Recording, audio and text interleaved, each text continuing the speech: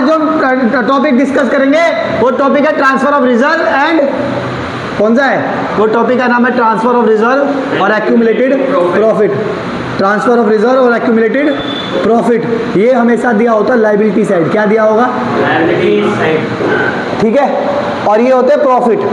इससे पार्टनर का कैपिटल क्या होता है? डेबिट। और इससे पार्टनर का कैपिटल बढ़ता है, इससे पार्टनर का कैपिटल क्या होगा? बढ़ेगा। और पार्टनर का कैपिटल अगर बढ़ेगा तो क्रेडिट होगा।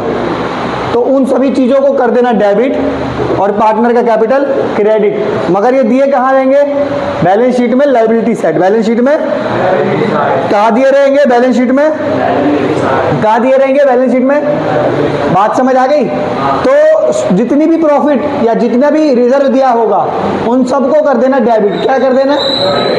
अब पार्टनर के कैपिटल को कर देना क्रेडिट, क्योंकि प्रॉफिट और रिजर्व की वजह से पार्टनर का कैपिटल जो हो जाता है वो इंक्रीज हो जाता है। क्या हो जाता है? और इंक्रीज हो जाएगा तो पार्टनर का कैपिटल क्या हो जाएगा? अच्छा, उसमें भी दो चीजें कि कैपिटल फिक्स है कि फ्लक्चुएटिंग है। अगर फिक्स होगा तो करंट अकाउंट लिखना और फ्लक्चुएटिंग होगा तो कैपिटल अकाउंट लिखना। बात समझ आ गई? देखो, reserve account debit, profit loss का अगर क्रेडिट बैलेंस है तो वो प्रॉफिट है, प्रॉफिट लॉस का क्रेडिट बैलेंस डेबिट। WCR यानी workman compensation reserve account debit, और IFR investment fluctuation reserve account debit to partner capital account और करंट अकाउंट। ठीक है, पार्टनर कैपिटल अकाउंट और करंट अकाउंट। पार्टनर कैपिटल कब लिखेंगे? जब कैपिटल फ्लक्चुएटिंग होगी। पार्टनर करंट अकाउंट कब लिखेंगे? जब कैपिटल फिक्स्ड होगी। पहला पॉइंट समझ आ गया? हाँ। अब एक्यूमुलेटेड लॉस और डेफर्ड रेवेन्यू एक्सपेंडिचर, इन दोनों की वजह से पार्टनर का कैपिटल जो है वो डिक्रीज होता है। क्या होता है? और डिक्रीज होगा तो पार्टनर का कैपिटल डेबिट हो जाता है। बात समझ आ रही है? तो सबसे पहले all partner capital account debit. All का मतलब पुराना पार्टनर है ना। All partner capital account debit to loss वाली चीजें क्या कर देंगे? क्रेडिट। टू प्रॉफिट लॉस का डेबिट बैलेंस। यहां पे देखो क्रेडिट बैलेंस था, कहाँ है देखो, और यहाँ डेबिट बैलेंस। डेबिट बैलेंस की वजह से पार्टनर का कैपिटल क्या हो रहा है? कम हो रहा है। ठीक है, और टू डेफर रेवेन्यू एक्सपेंडिचर। और ये बैलेंस शीट में एसेट साइड दिया होता है। क्या दिया होता है? बैलेंस शीट में कहाँ दिया होगा? बात समझ आ गई? पिछली क्लास में एक टॉपिक वो भी नहीं कराया। देखो, एक तीसरा टॉपिक इसमें और देख लो, अकाउंटिंग ट्रीटमेंट ऑफ गुडविल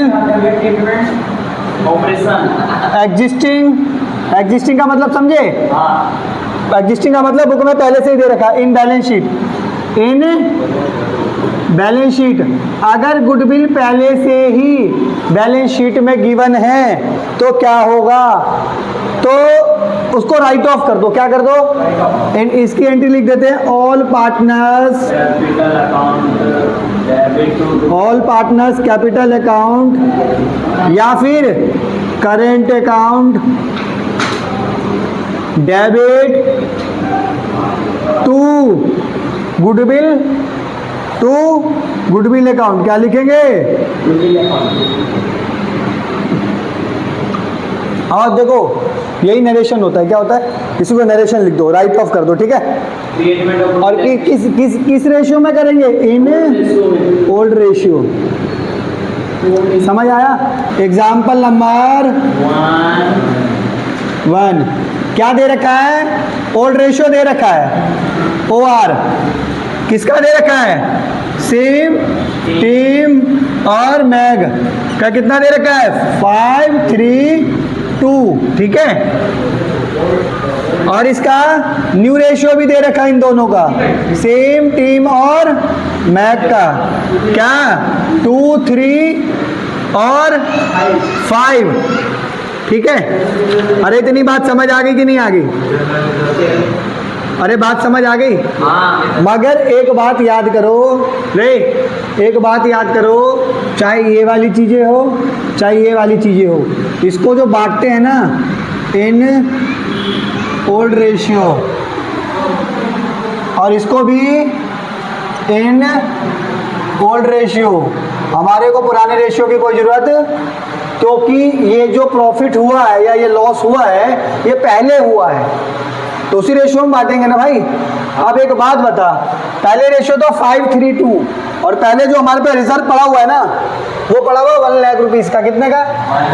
अगर आप कोई कहे कि इस रेशियो में बांट तो भाई उसको तो नुकसान हो जाएगा ना, जी हाँ। तो ओल्ड रेशियो का इस्तेमाल करेंगे। और रिजर्व क्या होता है? तो reserve account debit to all partner की जगह सब पार्टनर का नाम लिखो एक एक करके। Sim capital account to Tim capital account और टू मैग कैपिटल अकाउंट। ध्यान दो बेटा सारे बच्चे, इधर ध्यान दो।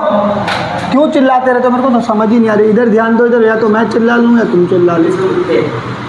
इधर ध्यान दो बेटा, रिजर्व कितने का पड़ा हुआ है? 1 लाख रुपीज़ है। 1 लाख रुपये इधर लिख लो। किस रेशियो में बांटेंगे? ओल्ड रेशियो में, यानी इस 3 में 5 3 2 10 10। तो 1 लाख को पहले टोटल से शेयर से डिवाइड कर दो 10, तो 10,000 आया। पहले का शेयर कितना है? 5। तो 10,000 को 5 से मल्टीप्लाई कर दोगे तो 50,000। दूसरे का शेयर है 3, 10,000 को 3 से मल्टीप्लाई करेंगे तो 30,000। और तीसरे का शेयर 2 है, तो 10 को 2 से मल्टीप्लाई करेंगे तो 20,000। बात समझ आ गई?